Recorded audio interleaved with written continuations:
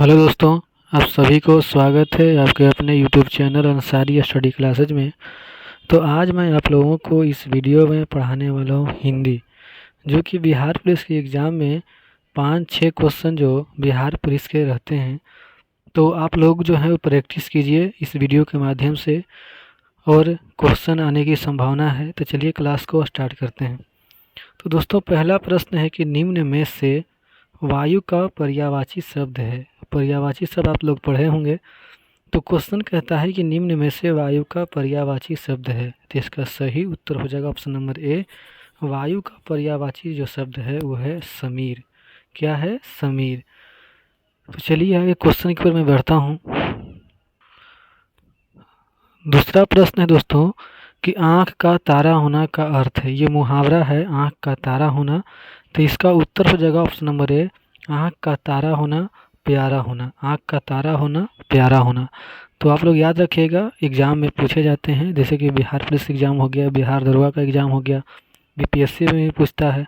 और अभी जो एसएससी जीडी के एग्ज़ाम होते हैं, बीपीएससी में भी पूछता है। और अभी जो एसएससी जीडी का एग्ज़ाम होता है उसमें भी पूछता है। और आप लोग जिसका जो हाइट है, अच्छी हाइट है, वो एसएससी जीडी की तैयारी करें।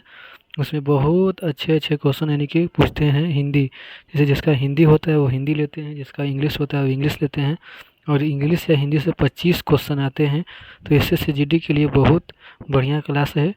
चलिए आगे क्वेश्चन की तरफ। और तीसरा प्रश्न है दोस्तों कि यदि वर्षा होती है तो फसल अच्छी होती है। ये उदाहरण है, यानी कि अगर ये कहता है क्वेश्चन कि यदि वर्षा होती है तो फसल अच्छी होती है, ये किसका उदाहरण है? तो इसका सही उत्तर हो जाएगा ऑप्शन नंबर सी। हेतु हेतु मद भूतकाल का उदाहरण है। किसका उदाहरण है? हेतु हेतु मद भूतकाल का उदाहरण है। मतलब यदि वर्षा होती है तो फसल अच्छी होती है, ये किसका उदाहरण है? तो हेतु हेतु मद भूतकाल का उदाहरण है। जैसे इसी तरह से और मतलब क्वेश्चन पूछते रहता है। जैसे इस टाइप के जो क्वेश्चन आएंगे, मतलब और भी तरह का बैठा के क्वेश्चन दे देगा। तो आप लोग इस टाइप के क्वेश्चन अगर प्रैक्टिस किए हुए रहेंगे तो आप लोग मार दीजिएगा एग्जाम में। तो चलिए मैं और आगे क्वेश्चन की ओर बढ़ता हूँ। दोस्तों, चौथा प्रश्न है कि लड़के लड़के नदी में तैर रहे हैं। ये उदाहरण है, यानी कि लड़के यानी कि बहुवचन हो गया। तो लड़के नदी में तैर रहे हैं, ये उदाहरण किसका है? तो ये उदाहरण है अपूर्ण वर्तमान काल का। इसका उत्तर हो जाएगा ऑप्शन नंबर बी। अपूर्ण वर्तमान काल का इसका उदाहरण है, यानी कि लड़के नदी में तैर रहे हैं, ये उदाहरण किसका है? तो अपूर्ण वर्तमान काल का उदाहरण है, क्योंकि वर्तमान में नदी में तैर रहे हैं। तो चलिए आगे क्वेश्चन की ओर बढ़ता हूँ। और दोस्तों, पांचवा प्रश्न है कि अर्थ की दृष्टि से निम्न में भिन्न है। यानी कि अर्थ मतलब की दृष्टि से निम्न में कौन भिन्न है? पथ, डगर, राह, धरा। तो ये चारों ऑप्शन में भिन्न पूछ रहा है। और एग्जाम में आजकल जो है ऐसा क्वेश्चन पूछता है। तो ये जो अर्थ की दृष्टि से मतलब भिन्न कौन है? तो अर्थ की दृष्टि से भिन्न है ऑप्शन नंबर डी, धरा। धरा मतलब होता है धरती। और पथ का मतलब हो गया रास्ता, डगर का मतलब हो गया गांव, और राह का मतलब हो गया भी रास्ता। लेकिन धारा का मतलब क्या हो गया? धरती हो गया। तो ये अर्थ की दृष्टि से भिन्न हो गया। तो चलिए आगे क्वेश्चन की ओर बढ़ता हूँ। प्रश्न है कि दर्शनीय शब्द में प्रत्यय है, यानी कि जो दर्शनीय शब्द है इसमें प्रत्यय कौन सा है? तो इसका सही उत्तर हो जाएगा ऑप्शन नंबर बी। दर्शनीय शब्द में निय जो है वो प्रत्यय है। देखिए, प्रत्यय जो होता है वो हर वाक्य शब्द के अंत में लगा होता है। तो देखिए इसमें अंत में क्या लगा हुआ है? निय लगा हुआ है। तो दर्शनीय शब्द में प्रत्यय क्या हो गया? देखिए, उपसर्ग और प्रत्यय दो चीज़ होते हैं, एक उपसर्ग होता है, एक प्रत्यय होता है। तो उपसर्ग जो है उस शब्द के शुरू में लगता है, और प्रत्यय जो है उस शब्द के अंत में लगता है। तो प्रत्यय पूछेगा तो आप लोग इस तरह से बना दीजिएगा। तो चलिए आगे क्वेश्चन की ओर बढ़ता हूँ, सातवें क्वेश्चन की तरफ। है कि पुनर्जन्म का संधि विच्छेद है, यानी कि पुनर्जन्म का संधि विच्छेद क्या है? तो इसका सही उत्तर हो जाएगा ऑप्शन नंबर ए। पुनर्जन्म का संधि विच्छेद है पुनः जोड़ जन्म, यानी कि पुनः जोड़ जन्म। ये संधि विच्छेद करना आप लोगों को आना चाहिए। अगर नहीं आएगा तो फिर मैं आप लोगों की कोशिश करूँगा आप लोगों को बताने के लिए। तो पुनर्जन्म का संधि विच्छेद क्या है? पुनः जोड़ जन्म। तो चलिए और आगे क्वेश्चन की ओर मैं बढ़ता हूँ।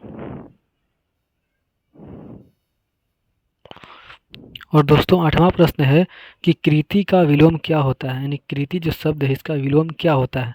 तो कृति का विलोम क्या होगा? आप लोग बताइए। तो कृति का विलोम होगा ऑप्शन नंबर सी। कृति का विलोम क्या हो जाएगा? अपकृति। कृति का विलोम क्या हो जाएगा? अपकृति हो जाएगा। कृति का विलोम शब्द क्या हो जाएगा? अपकृति हो जाएगा। तो 9वां प्रश्न है कि इनमें कौन सा तद्भव शब्द है। 9वां प्रश्न क्या पूछता है कि इनमें कौन सा तद्भव शब्द है। तो इसका सही उत्तर हो जाएगा ऑप्शन नंबर सी 14। 14 जो है वो तद्भव शब्द है। क्या है? 14 तद्भव शब्द है। तो प्रश्न क्या पूछता है कि इनमें कौन सा शब्द, इनमें कौन सा तद्भव शब्द है। तो इसका उत्तर हो जाएगा ऑप्शन नंबर सी तद्भव शब्द जो है वो 14 है। प्रश्न है कि निम्नलिखित विकल्पों में से तत्सम शब्द को चुने, यानी कि तत्सम तद्भव इस तरह के होते हैं। तो इसमें पूछता है कि निम्नलिखित विकल्पों में से तत्सम शब्द को चुने। तो इसका सही उत्तर होगा ऑप्शन नंबर डी तत्सम शब्द जो है ये चारों ऑप्शन हंसी, कपूर, आम और ओज में इसका तत्सम शब्द हो जाएगा ऑप्शन नंबर डी ओज। देखिए यहाँ पे जो ऑप्शन में है वो गलत लिखा गया है, जैसे लिखिए सी हो गया है, तो ये सी नहीं यहाँ पे डी होगा। तो और मतलब तत्सम क्या हो जाएगा? डी हो गया, ऑप्शन नंबर डी। आप लोग डी कर लीजिएगा। तो निम्नलिखित विकल्पों में से तत्सम शब्द कौन सा हो गया? ओज हो गया। तो आज के लिए इतना ही दोस्तों, मिलते हैं नेक्स्ट क्लास में। तब तक के लिए जय हिंद। वीडियो के ज़्यादा से ज़्यादा दोस्तों के साथ शेयर कीजिए, वीडियो को लाइक कीजिए। अगर आप लोग चैनल पर नए हैं तो चैनल को सब्सक्राइब कीजिए। मिलते हैं नेक्स्ट क्लास में, तब तक के लिए जय हिंद, goodbye, love you all.